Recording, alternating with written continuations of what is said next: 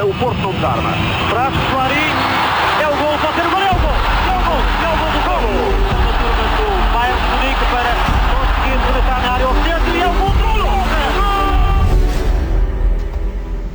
Mais um episódio do PEC João Pinto tinha mais à mão, rescaldo de 2019, última edição do ano, antes de desejarmos aí um grande 2020, vamos fazer o rescaldo não só do ano, mas também de uma entrevista inesperada, não achaste, Pires? O que é que achaste deste timing de entrevista ao canal 11 do nosso Mister? Bom, tenho a fazer essa pergunta porque eu não sei a resposta, não é? Exato. É para... achei curioso porque não estamos habituados a este tipo de entrevistas, seja com que tipo de treinadores, e se calhar muito menos com o nosso, não é? E de facto é estranho o timing, não sei. É claro que depois chegas ao fim da entrevista e claro, falaste muito sobre futebol, sendo temas interessantes, mas que ao fim e ao cabo prefiro sempre ouvir estas histórias noutras equipas. Não gosto muito quando abordam temas que se calhar deviam ficar dentro da equipa ou do nosso clube. É que quem gosta de futebol, como nós gostamos e deliramos com pequenas coisas que vamos sabendo, eu fico deliciado. Mas fico com aquela sensação que estamos a saber demais, por ser o Porto, percebes? Se fosse outra equipa qualquer, eu achava delicioso. Vou-te só dar um pequeno pormenor, para depois nós podemos analisar em concreto alguns pontos. Alguns pontos. Eu não sabia, por exemplo, que ao intervalo dos jogos, eles já estavam a mostrar vídeos de lances da primeira parte. Sim, eu ainda não vi nada, mas essa parte foi para os jornais, foi só a cena do túnel do Jamor e pronto, e fiquei também a par dessa parte. O Conceição a justificar essa situação está a dizer, houve de facto ali umas palavras, mas eu encaminhei-me logo para o meu autocarro, deve ser um autocarro de apoio ou uma carrinha, para ver os lances da primeira parte, porque nós com as tecnologias já preparamos tudo. E então fui ver logo os lances, já não estavam lá, porque eu fui logo rápido ir para a carrinha, temos lá de apoio. Estes pequenos pormenores, que eu acho delicioso, a tecnologia já permitir isto, ao intervalo já poderem ver os lances da primeira parte, mas que ao mesmo tempo estamos a dizer isto aos adversários, estamos a dizer isto aos rivais. E também que agora que ele fica sem moral para depois dizer, eu não tive tempo de ver, etc, quando aparece na conferência de imprensa 30 minutos depois. Não, isso já sabíamos. Isso já sabíamos. Mas ele próprio também admite que só desliga do jogo no dia a seguir. Não sei se vocês viram, também estiveram atentos a esse pormenor. Ele diz que eu desligar, não desligo quando acaba, porque eu chego a casa, vejo sempre o jogo, quer ganhe, quer perca.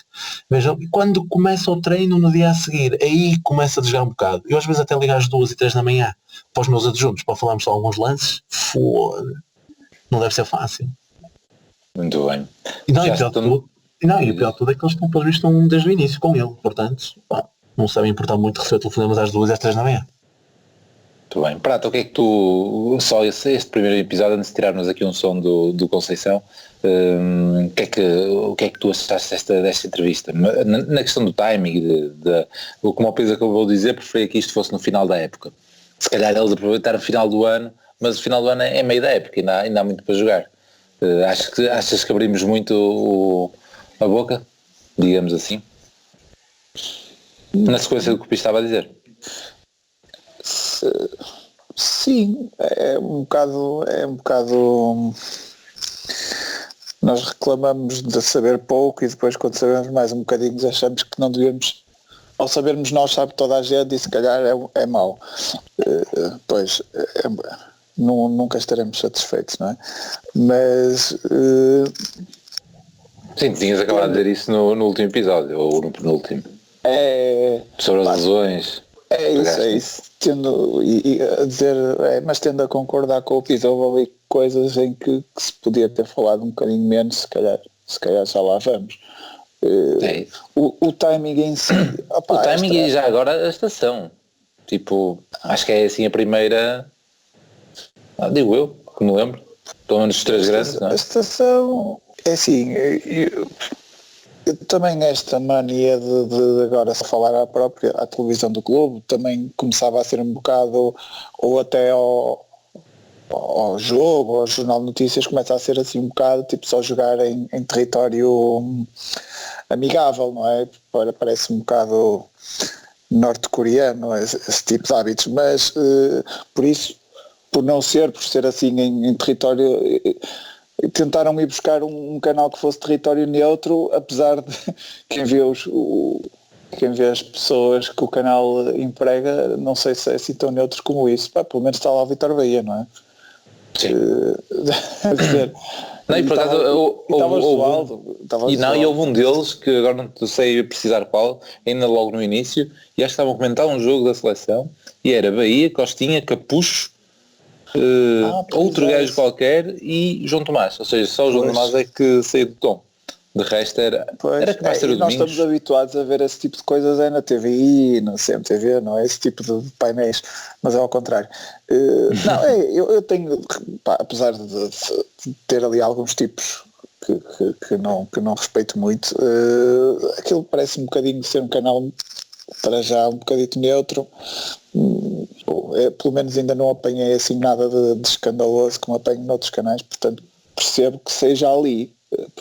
É preferível que seja ali do que seja por exemplo, no canal que tem o Brás, o Diamantino e outros gajos a comentar jogos do Porto, não é? O canal que passado um dia passou aquelas imagens do acesso aos balneários, que foi a SIC. A RTP também tem uns critérios editoriais muito esquisitos, portanto parece-me bem. Muito bem. Acho que não está mal escolhido, vamos ver o que é que vai ser o 11 no futuro, mas eu para já até tenho gostado do canal em geral, portanto acho que não foi mal escolhido. Sim, muitos jogos do Campeonato Nacional de Séniores, pelo menos o Pires tem comentado várias vezes aqui. Eu próprio também tenho visto e gosto, acho ótima ideia. Eu gosto porque tenho-me a lembrar do meu tempo e se calhar penso que poderia ter ido mais longe. Possivelmente. Não, e depois também tem as camadas jovens, os jogos das camadas jovens deu Sport, das seleções e não dão os jogos, só os jogos das camadas jovens dos três grandes, também dão outros, portanto é interessante por isso. É óbvio que estão ali a deitar muito dinheiro ao lixo à federação, mas acho que eles têm que chegar. Pronto, vamos então passar à entrevista concreta, falar um bocadinho dela. Para introduzir esse tema vamos pôr aqui um som do Conceição. Vamos ouvir.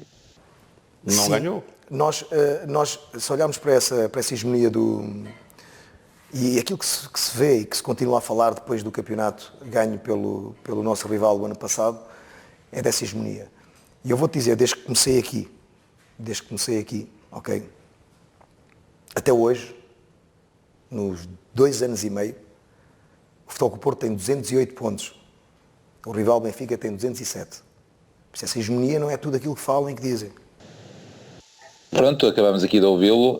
208 pontos contra 207 do Benfica, desde que ele chegou ao Porto. Agora, se calhar começas tu, Prato. O que é que achaste destes dados reveladores? Revelados pelo Conceição, para mostrar que se calhar há muito equilíbrio desde que ele chegou ao Porto entre o Porto e Benfica.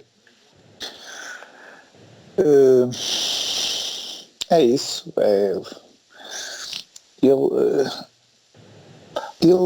disse uma coisa que nós, e eu acho que é sobretudo o Pires que insiste muito aqui, tem vindo a insistir muito, que é esta ideia de que de facto digam o que disserem do futebol, critiquem opções, ele de facto tem-nos sempre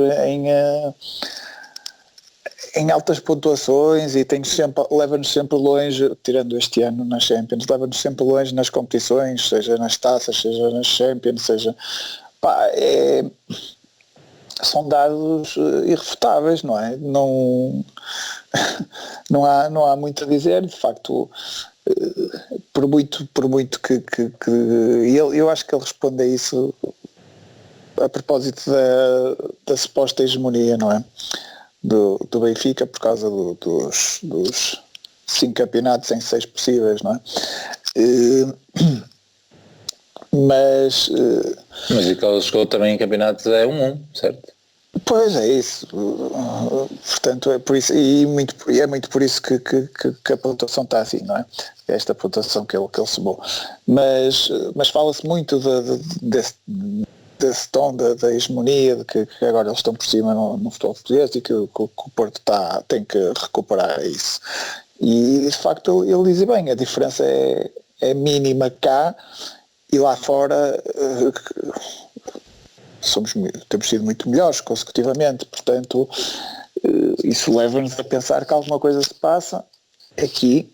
Uma delas é que de facto é equilibrado, outra coisa é que se calhar o que tem feito a diferença pode não ser de facto dentro das 4 linhas, não é? Ele insistiu um bocado nessa tecla e eu gostei que lá com o moderador estava a tentar que ele não insistisse, mas ele insistiu e bem, porque de facto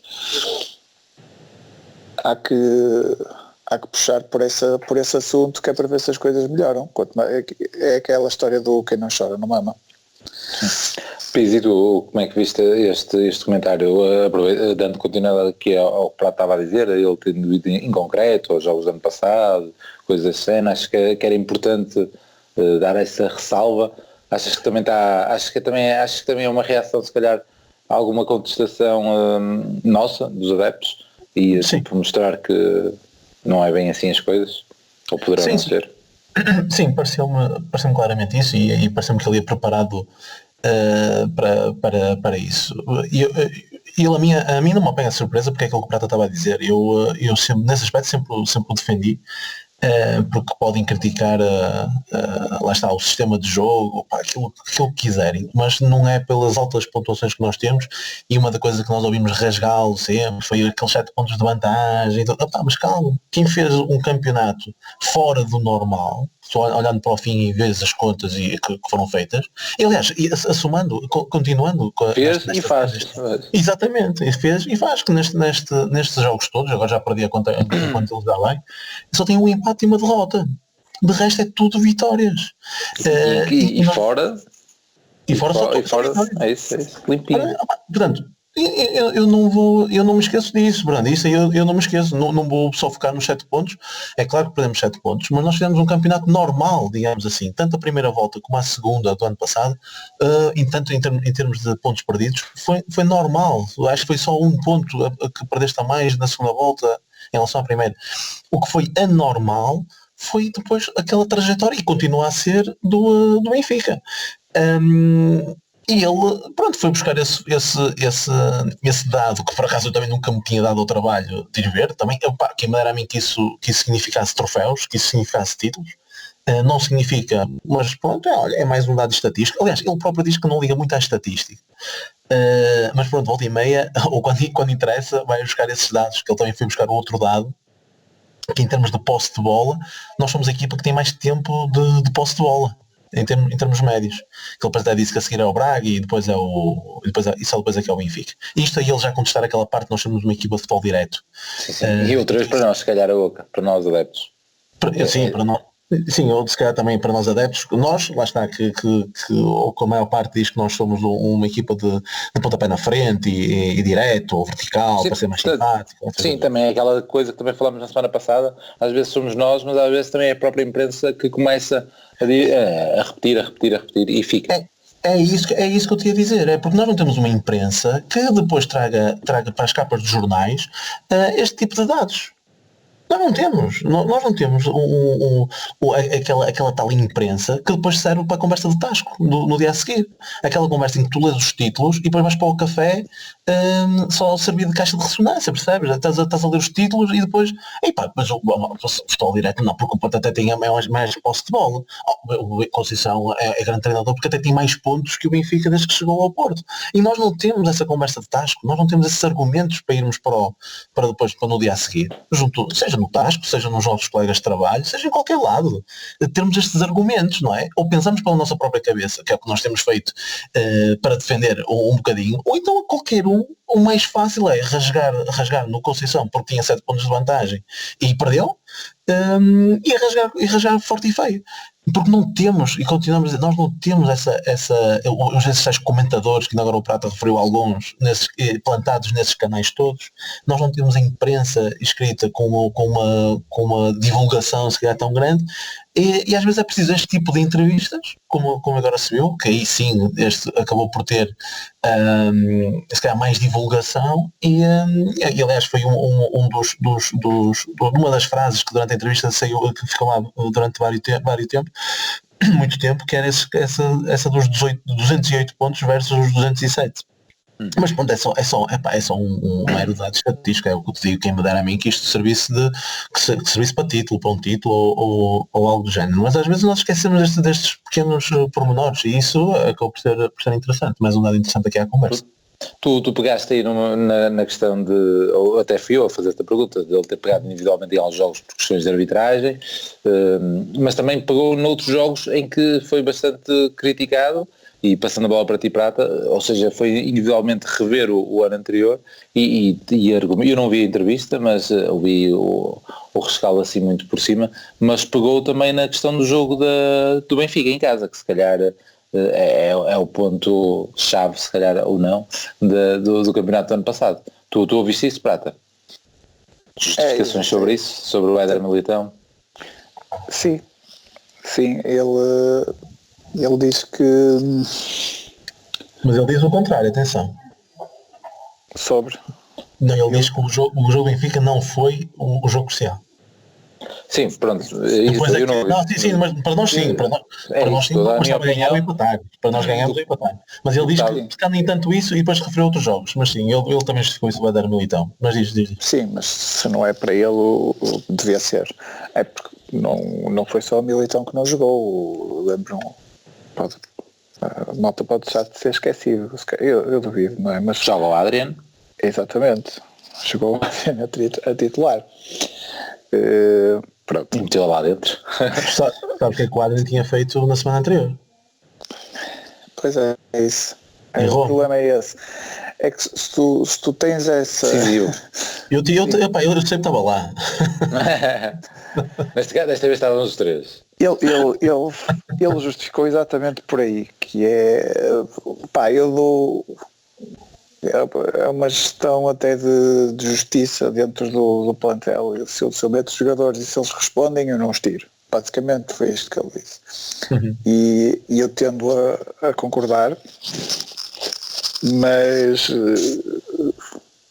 eu já tenho outros dados, não é? Eu sei como é que correu, portanto posso dizer que acabou por ser um erro, não é? Mas em termos de coerência, óbvio que ele manteve coerência nesse aspecto. O Militão foi castigado e, entretanto, os outros que entraram, ele achou que estiveram bem, e eu lembro-me, por exemplo, de um dos jogos que ele fala, que houve entretanto, que foi o do Braga em casa, para a Taça, que o Manafá jogou muito bem nesse jogo. Se calhar foi o melhor jogo do Manafá desde que está no Porto. Foi 3-0 limpinho, isso não foi? Foi um jogo categórico para a Taça, para que ficámos descansados para o segundo jogo. Sim, depois no final o Brahim marca aquele grande gol. Passe do Oliver. Já lá vamos. Eu lembrei-me do Oliver quando ele disse que meteu o Otávio mais atrás e o Nakajima porque achou que a equipa precisava de mais criatividade. Era esse som que queria meter de seguida. Pois, mas então ótimo. Não, mas eu percebo o que ele diz, mas eu acho que tem que haver exceções a estas regras, nomeadamente a ideia que eu tenho sempre, e que o Pires não concorda, que é, já falamos sobre isso, que é aquele, para mim foi o jogo do ano. Acho que um empate ou uma vitória arrumavam aquele ciclo adversário, até porque ficávamos à frente e por muito que eles fizessem aquelas artistices todas, continuavam por trás e provou-se que até ao final perdemos 2 pontos, os mesmos que eles perderam até ao final. Portanto, era o jogo mais importante da época. O melhor jogador do campeonato passado tinha que ter jogado esse jogo, para mim. o melhor jogador do campeonato era o Militão. E o Militão não jogou. Acho que quando vamos pôr isto num exemplo extremo, se o Messi é apanhado nas mesmas circunstâncias com o que o Militão, e se a seguir a um jogo, ou se 2 jogos a seguir a um Real Madrid-Barcelona ou um jogo de título, o Messi tem que jogar. Porque é um jogador especial, porque é o melhor jogador do campeonato, provavelmente o melhor jogador do mundo,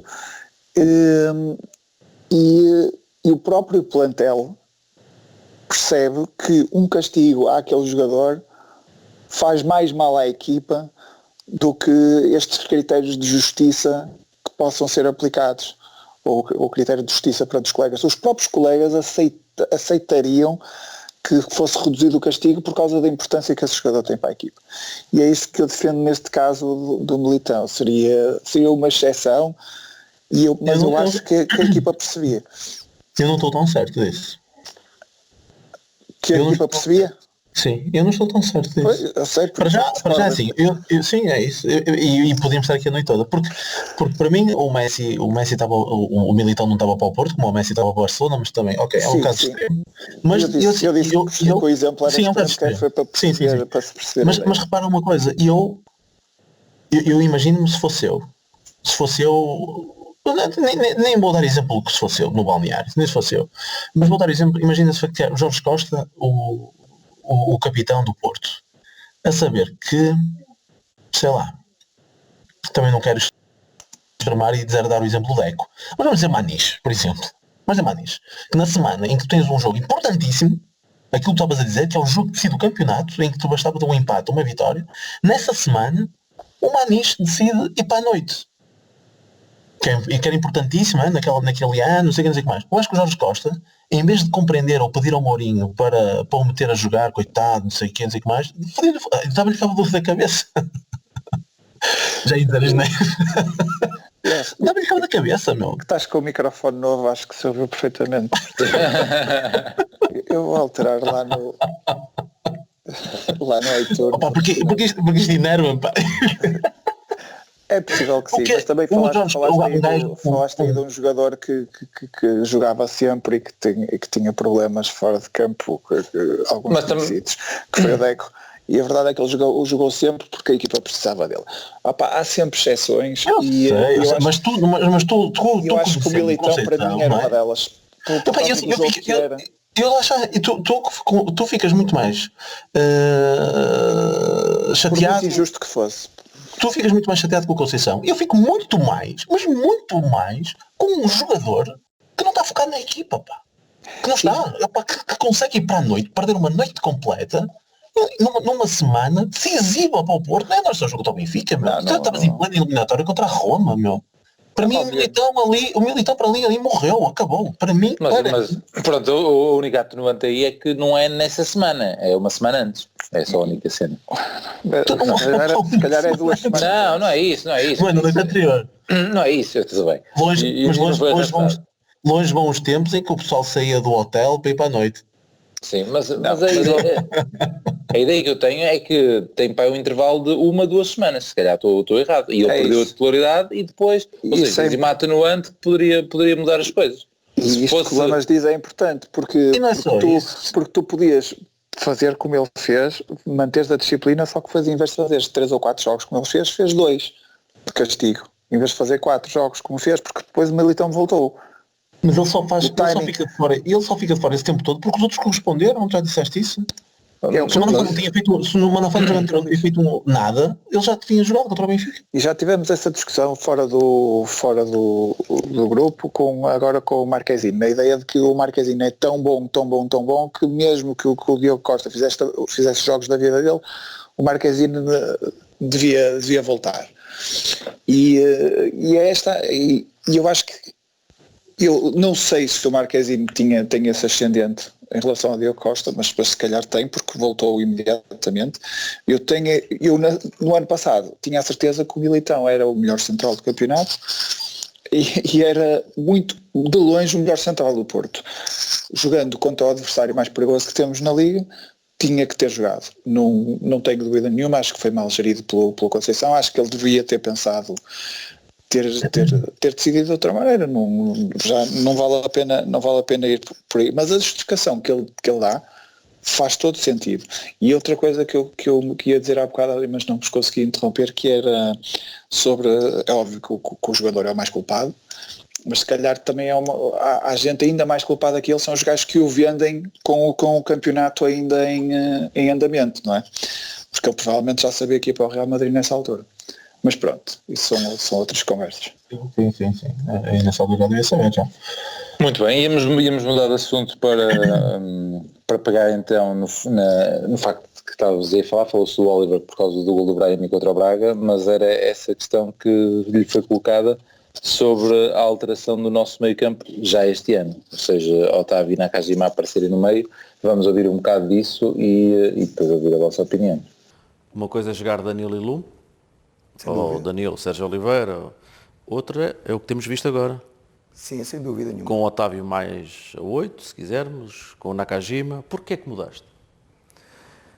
Mudei porque senti que a equipa necessitava de mais criatividade.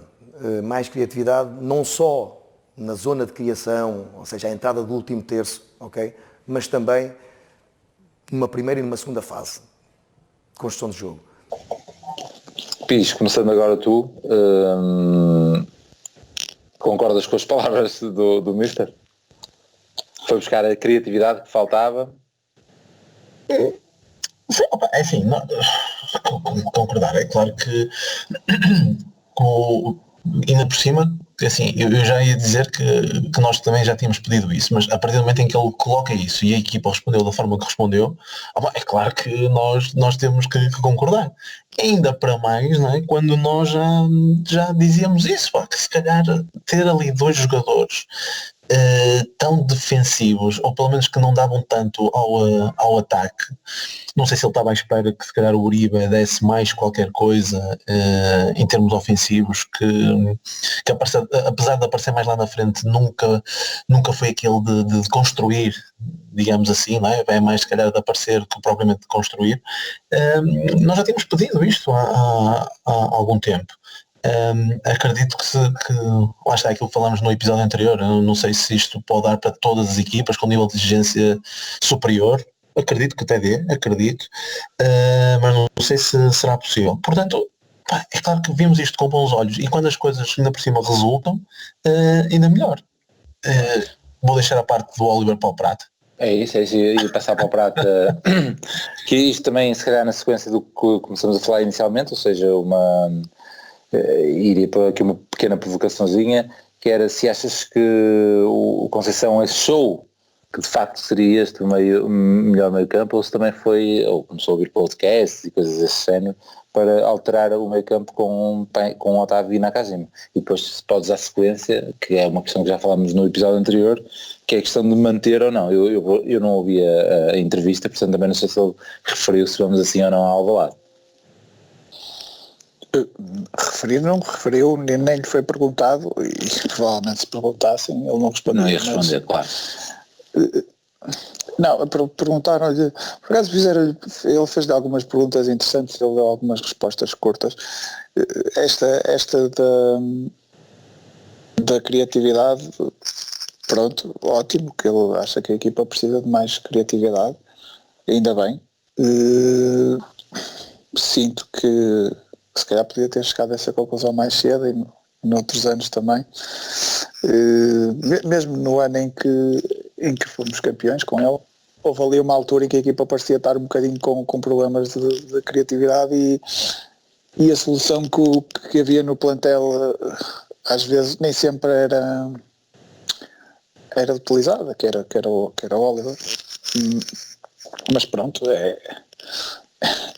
é o que foi as opções que teve. Mas por exemplo, estavas a falar há pouco do jogo com o Benfica, o Oliver jogou esse jogo, não é?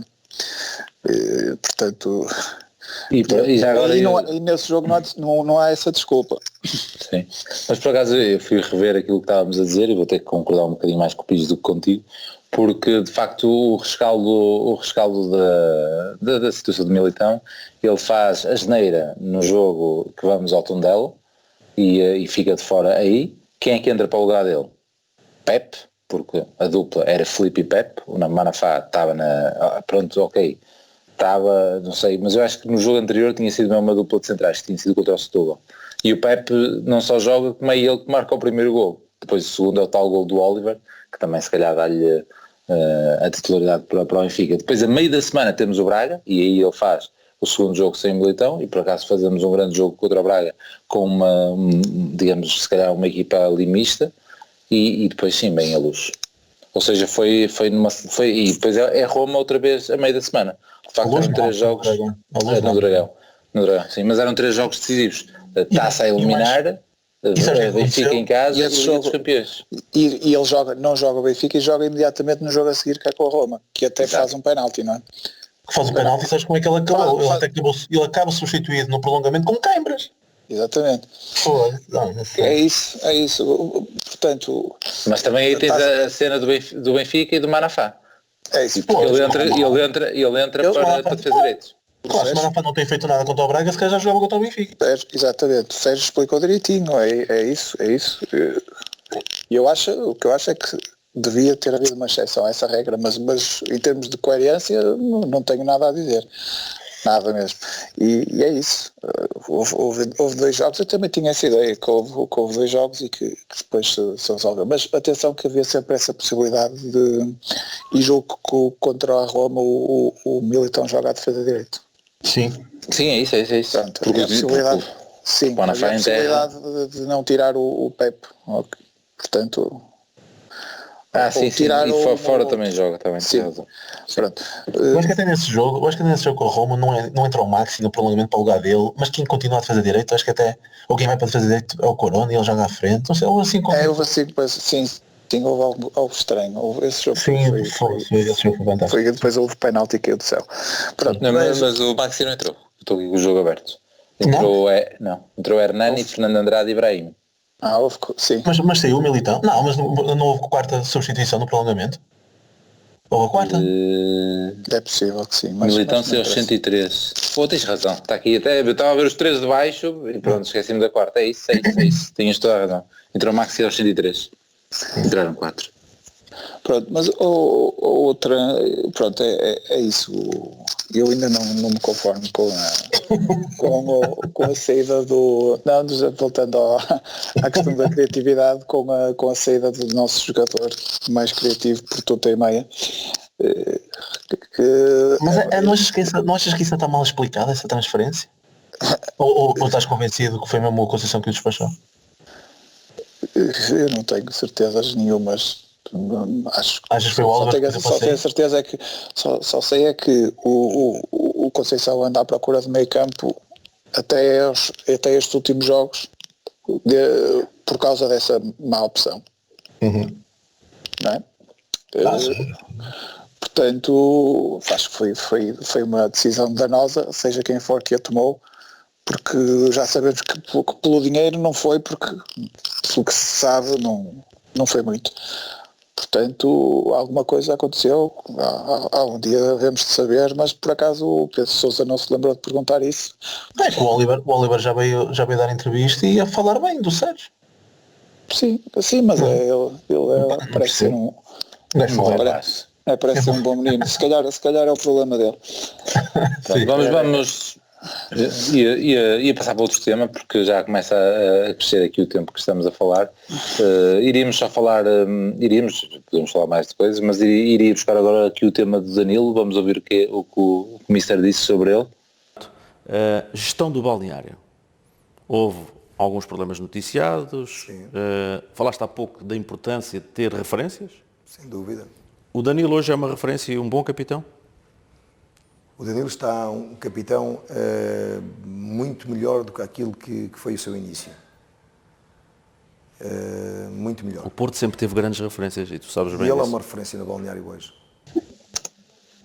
E tu? Achas que Danilo agora já é mesmo um capitão a valer?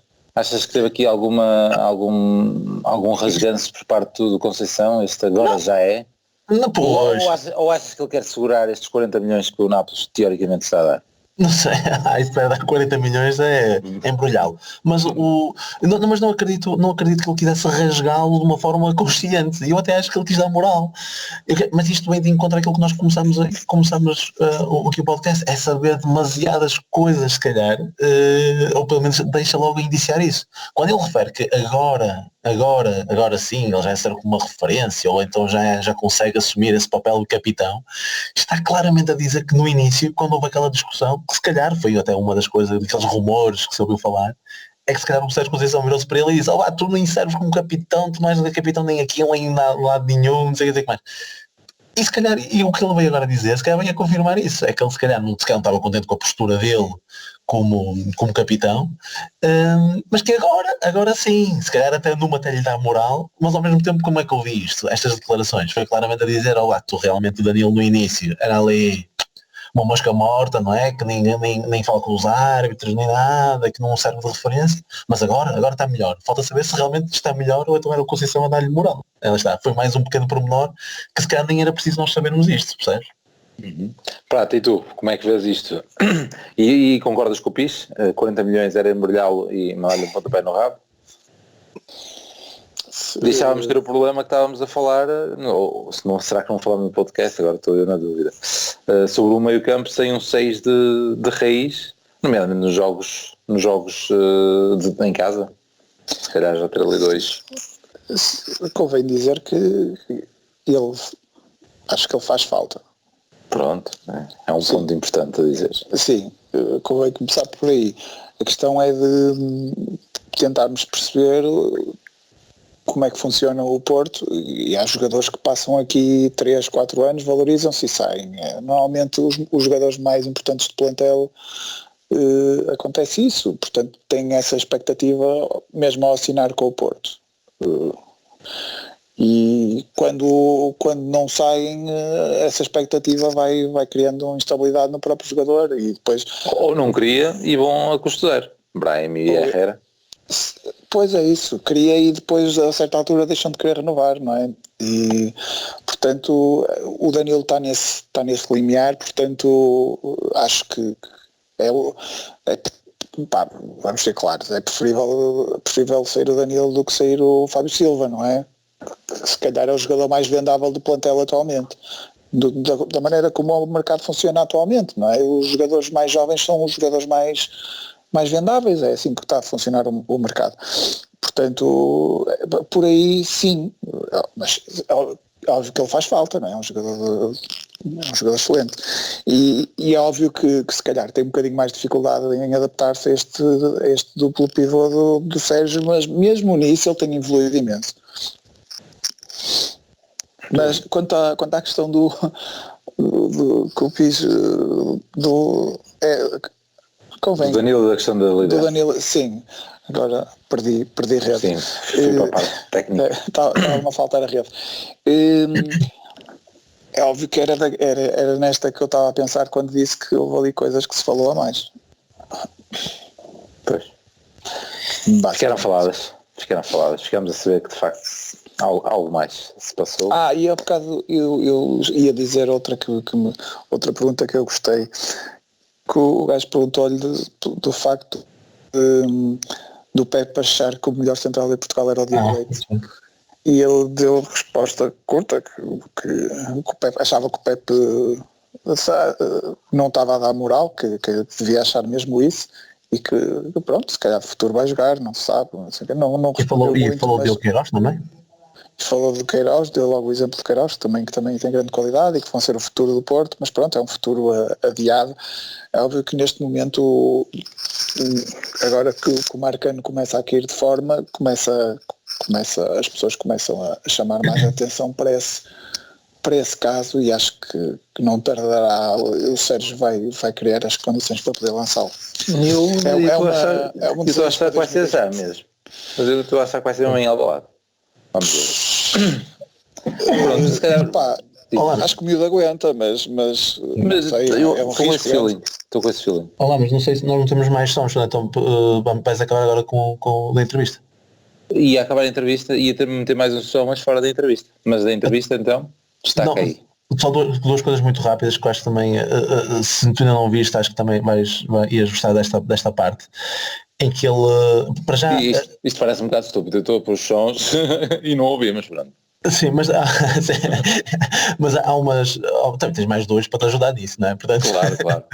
Agora, porque primeiro notava-se muita cumplicidade entre os dois, entre o Pedro Sousa e o Sérgio Conceição.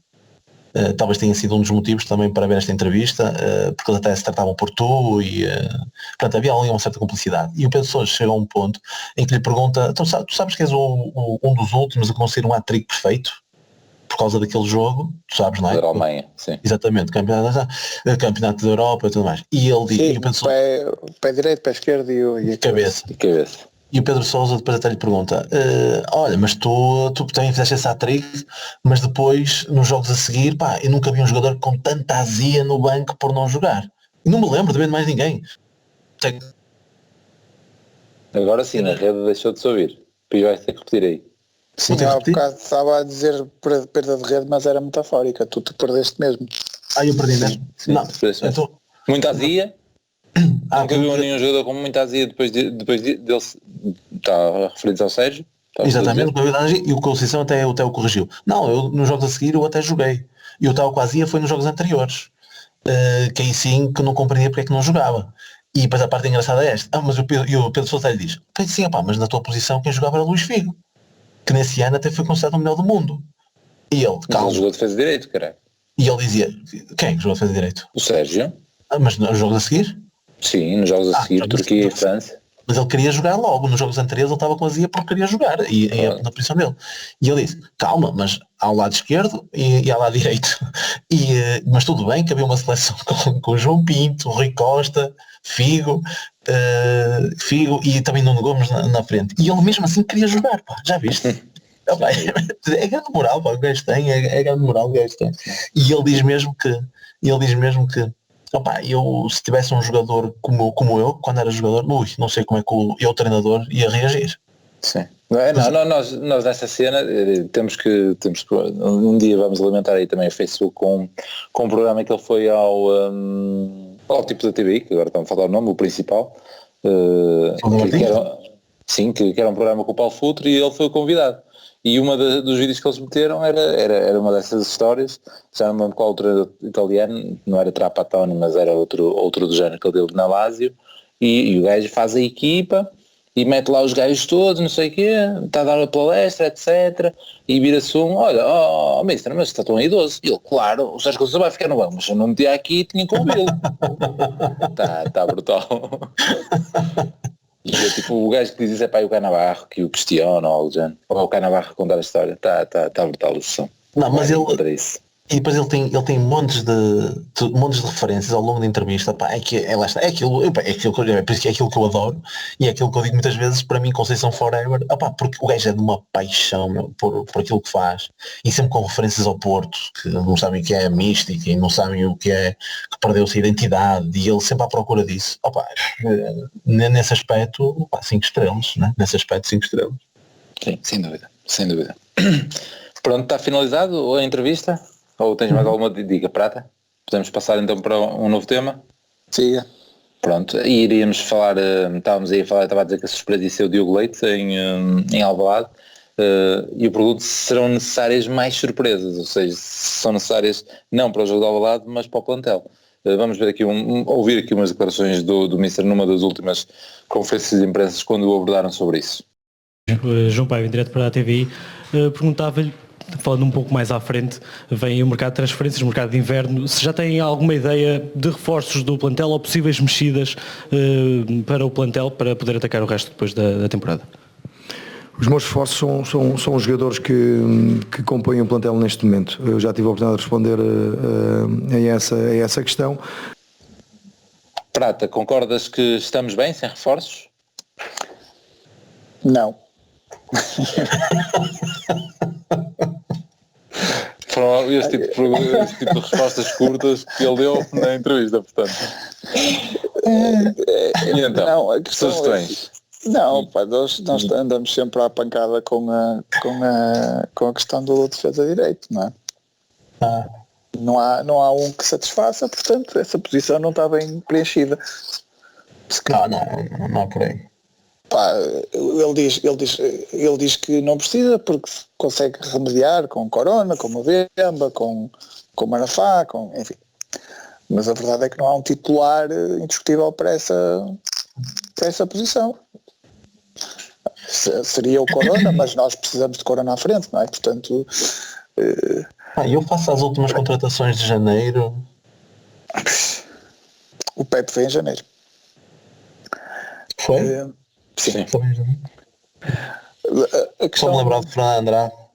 Olha, eu lembrei-me E do como é que chama o outro? Que foi emprestado para o campeonato francês. Exatamente. Acho que anda para aí a treinar ainda. Pois, mas eu te falava-se que ia embora, mas... Vamos ver se agora em janeiro conseguem empandeirar. A questão do... e o Lume também veio em janeiro do ano passado.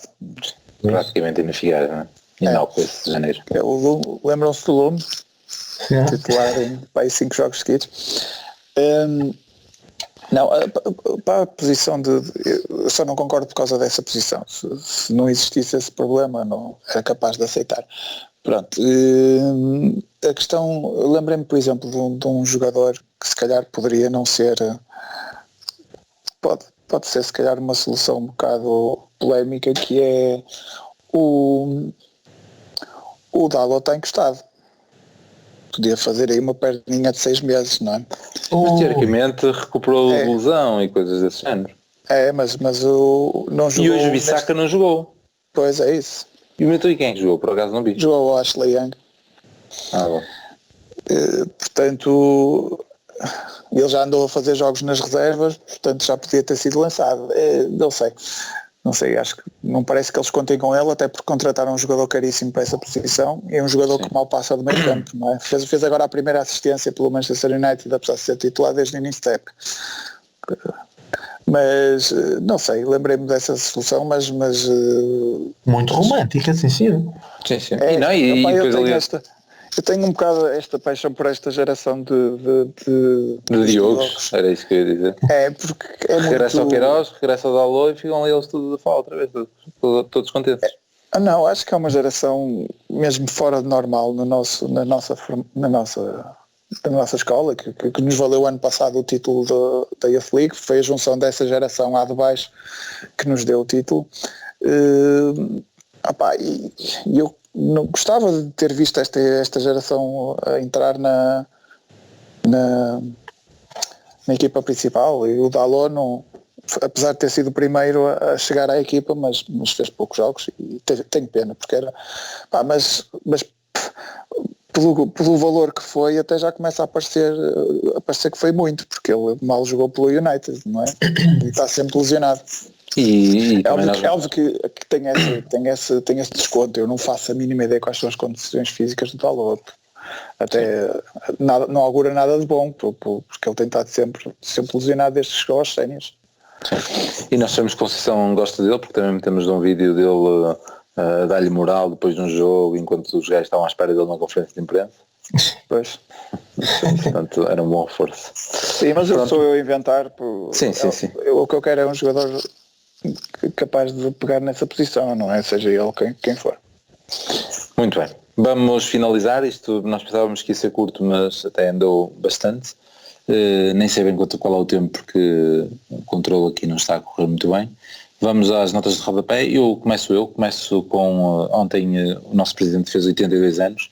Pronto, queria marcar isso aqui no podcast, porque nós os três só conhecemos o Porto com a chancela Pinto da Costa, e o Porto também quase tudo que conseguiu foi com ele na frente, e pronto, será sempre o Marco no clube, e eu prevejo que um dia depois também tenha a justa homenagem de ficar tipo associado ao estádio ou algo do género, mas é a minha opinião.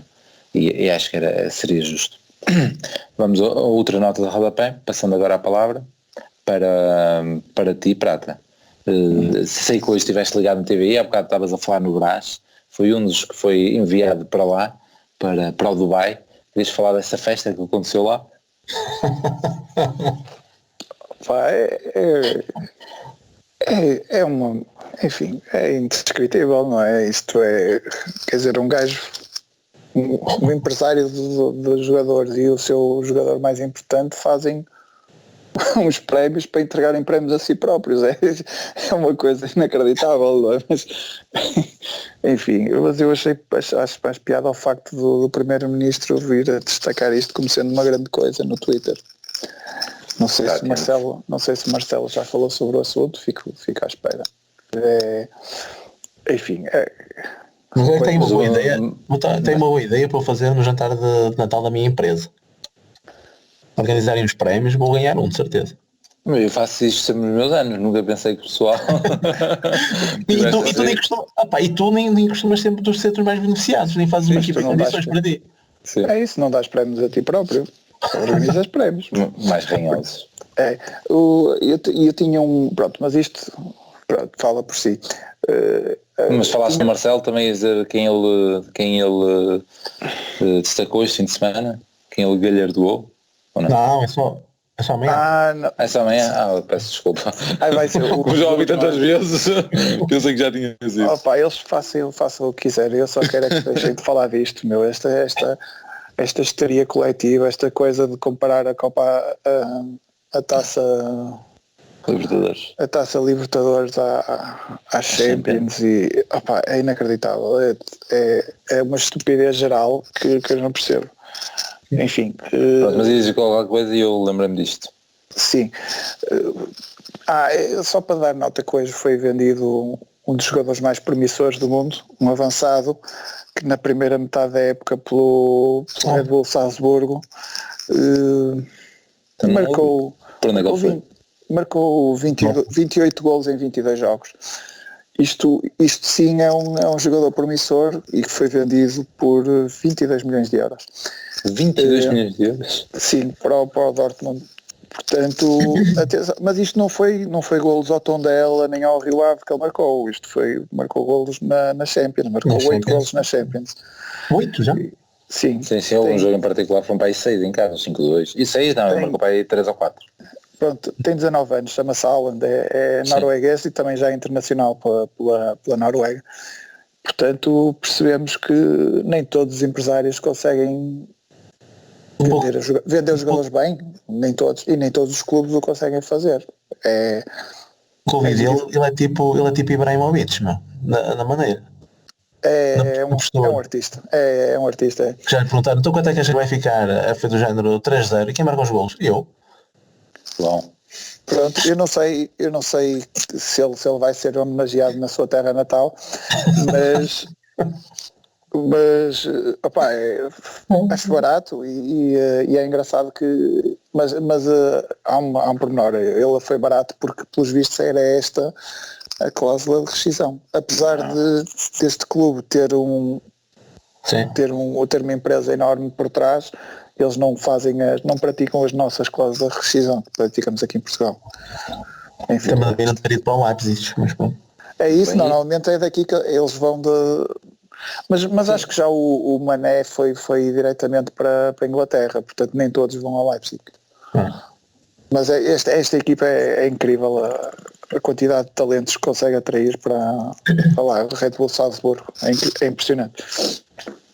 Muito bem, vamos finalizar com o Pisa. Antes da nota, falaste no Ibrahim, assinou pelo Milan, também está de regresso, e tu também ias dar uma nota internacional, querias falar aí do Boxing Day e da grande prestação do Wolves, ou mais alguma coisa? Não, assim, associado a isso, que de facto, para além desta cadência de jogos neste curto espaço de tempo, sim, City e Liverpool. Exatamente, teve essa particularidade do Wolverhampton ter que jogar contra o City, embora com o City facilitaram a vida a expulsar o guarda-redes, mas isso ninguém mandou fazer aquilo contra o City e contra o Liverpool, mas mais do que isso, e excelentes exibições, resultados e até prestações até do pessoal português, mas isso pronto. Hoje estavam 6 a titular. É isso, dos 11. Isso, exato. Mas mais do que isso, também, depois o VAR, e lá está, nós estamos tão habituados a criticar o nosso VAR e parece que lá fora é que é tudo muito bom. Epá, e vemos coisas, se eles querem meter a linha na axila de um gajo e marcar fora de jogos por 1 centímetro, e não dar e dar ao desbarato aquela questão dos frames, porque eu posso, tu para saberes quando a bola sai do pé de um determinado jogador, tu podes mexer ali nos frames e pode ser totalmente diferente, e a bola, isso é uma coisa completamente estúpida. E eles irem aquele rigor de axila e não sei o que mais, e não dar essa margem nessa questão do toque na bola, acho isso, pronto, já muito mal. Mas o que aconteceu hoje no gol do Liverpool, e nem é mais escandaloso, se eles estão com este rigor de todo a marcar para o jogo de milímetros, como é que eles não analisam o início da jogada e vêm com o Van Dijk toca com o braço, inicia o lance amortece a bola com o braço, para que não vão ao início da jogada, meu. Mas assim, é tão escandaloso, não é? E quando tu tinhas referido já na semana passada que o VAR tem muito mais preponderância, se calhar mais lá do que cá, porque acaba por decidir sozinho, sem o árbitro ter que consultar as imagens. Quando eles têm este nível de preponderância e não conseguem corrigir um erro destes, algo de mal vai mal quando algo de mal vai mesmo mal quando no principal campeonato digo-se que é um campeonato de referência, não é? Acontecem situações destas. As tuas pilhas estão muito más, portanto o teu som foi-se ouvindo, mas deu para perceber, mas está mal. E o Ruben Neves estava completamente passado, ele sofria, mas os da televisão nem estavam a reparar o que é que ele estava a reclamar. Portanto, porque esse lance que tu referes é tal questão é um lance de mão que ele vai analisar, o VAR, e é uma mão antecedente que ele não analisa. O Espírito Santo também estava chateado. Mais do que cá, era isso? Não sei se ele depois disse que tinha sido uma vergonha e depois no fim deu os parabéns ao Liverpool, não sei, não faço ideia como é que ele fez. Mas é só no final da época. É só no final da liga, pronto, ótimo. Muito bem, pronto, deixamos aqui uma última referência ao Nuno e vamos embora. Já um grande 2020. E começamos da melhor forma, diz lá. O Pis queria fazer uma correção à equipa para o Sporting. Não querias, Pis? Que fizeste no episódio passado. O que é? Disseste que querias meter mesmo o Corona na lateral direito? Não, eu só comentei contigo porque eu acho que, pensando bem, eu acho que vai ser mesmo o Corona de direito, sim. Para não ter que tirar nenhum dos lá na frente. Para continuar já com o Nakajima, Luís Dias, Soares, Marega, tudo. Tem que jogar mesmo com o Corona de direito, sim. E eu também disse Corona de direito. Sim, pronto. Vamos todos igual então. Bom 2020 para os ouvintes. Pode desejar 2020, barato. Acho que é extremamente woke. Tens que desejar a todos, não é só a uns em especial. Está feito. Fiquem em grande despedida. Tchau. Um abraço, Sérgio. E Madjer pode ter o golo, o remate e... Golo toca o Porto. É jogada genial do Madjer. Acho que o Madjer merece o carro, merece a empresa, merece tudo nesse lance, que é efetivamente um lance tão gênio consegue ter.